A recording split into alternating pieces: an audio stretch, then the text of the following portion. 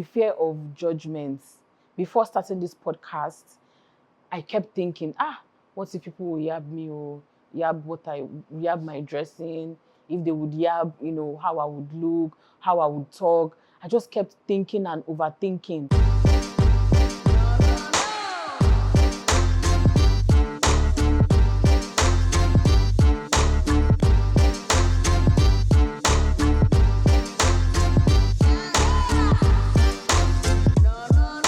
You're welcome to the Bodied and Mindful podcast, where we explore the intersection of body positivity and your mental well-being. I am your host, Coach Nikki, and I'm excited to share this first episode with you. It will interest you to know that it took me weeks and months to gather the confidence to start this podcast show. And so that's why our first episode is on the subject of confidence.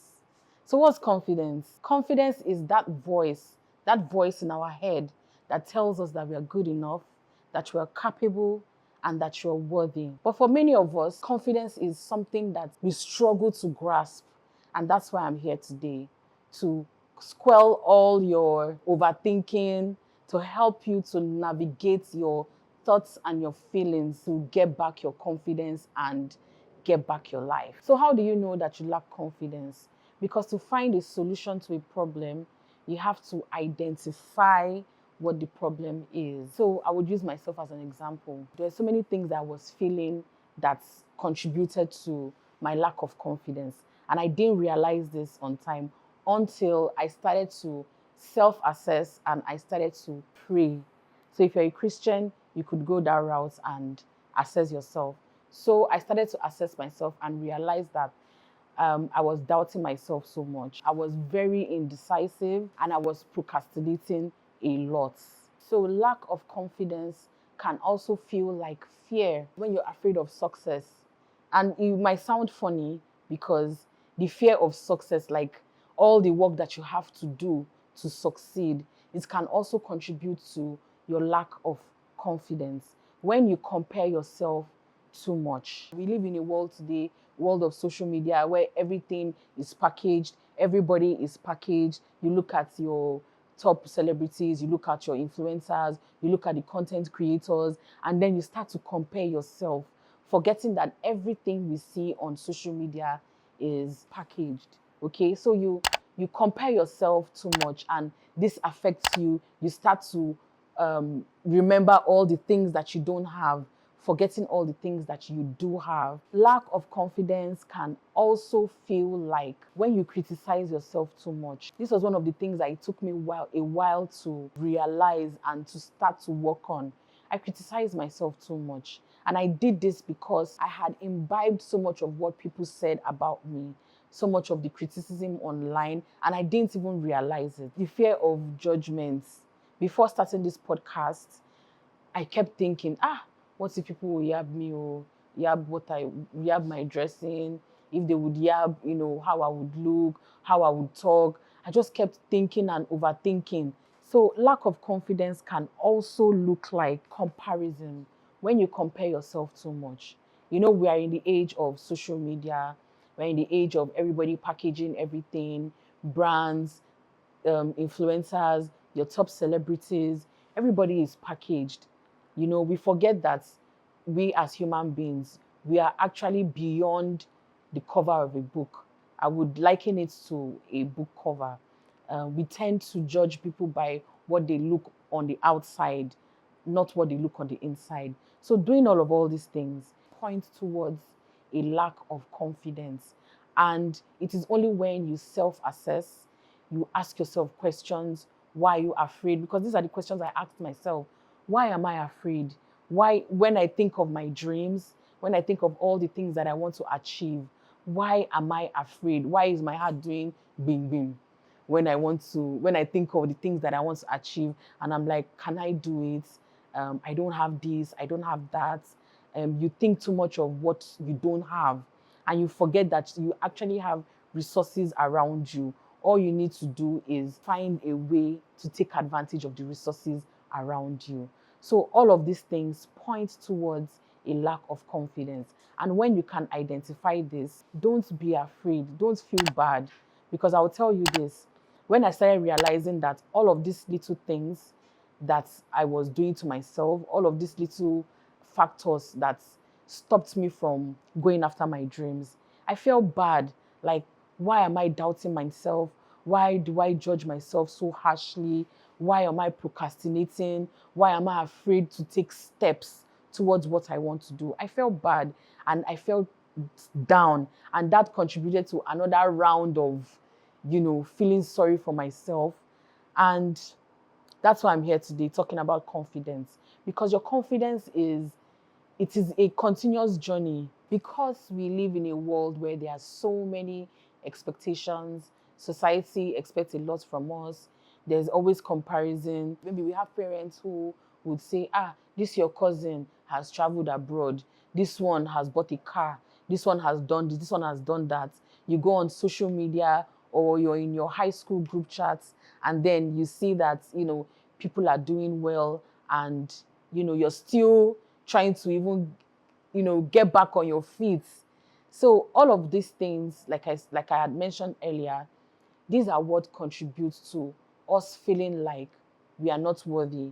When things never stop for you, you start thinking like you're behind. You start thinking like, will I ever make it?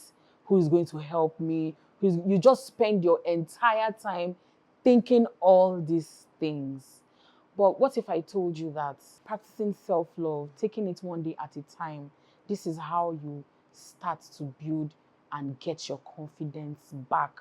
All of those things you said that you would do, start doing them.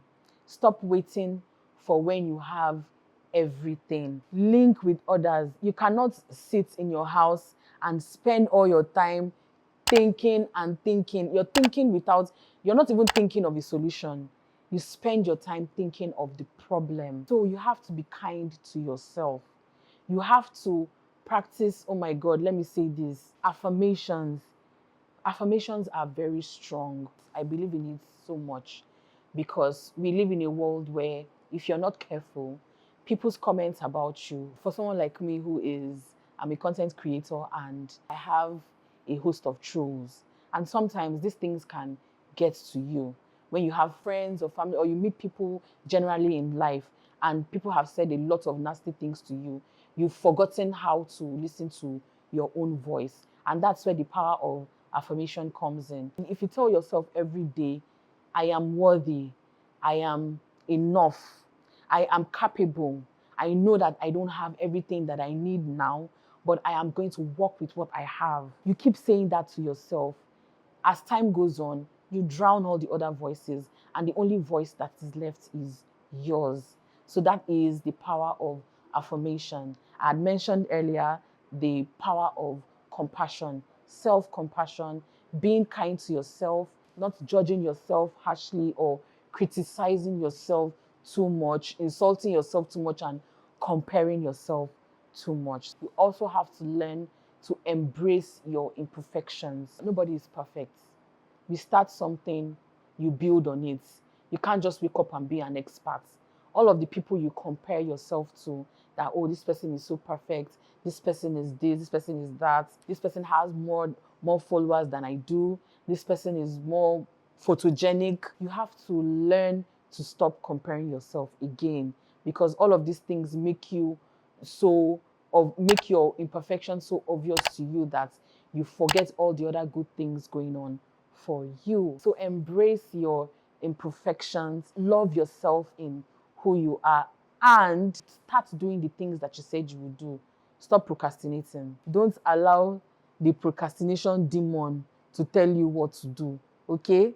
Don't wait for tomorrow. Start now. Start where you are. So lastly, this is very, very important. Surround yourself with positive people, people who believe in you. Even though it is important to note that you don't have to wait for someone to believe in you. You have to believe in yourself. The people around you have to see he or she really knows what they want to do and they are going for it, and we are ready to support you. There is no point surrounding yourself with negative energy. Don't keep friends with people who would drown your dreams, people who would drown your ideas. This is one of the reasons why I'm here today. I know Ayo behind the camera is looking at me. But he's one of the positive influences that is around me that has encouraged me and pushed me to where I am today. So in conclusion, confidence is a journey and not a one-stop destination. It is an accumulation of small wins, those little steps that you take towards your future, those little steps that take you towards a deeper sense of self. So remember, you are enough just as you are. Thanks for tuning into our first episode. Join us next time as we explore more topics on body positivity and mental well-being. Don't forget to subscribe and share this video with your friends. Then also share your thoughts with us on social media using the hashtag #TheBodied and Mindful. So till next time, stay bodied and mindful.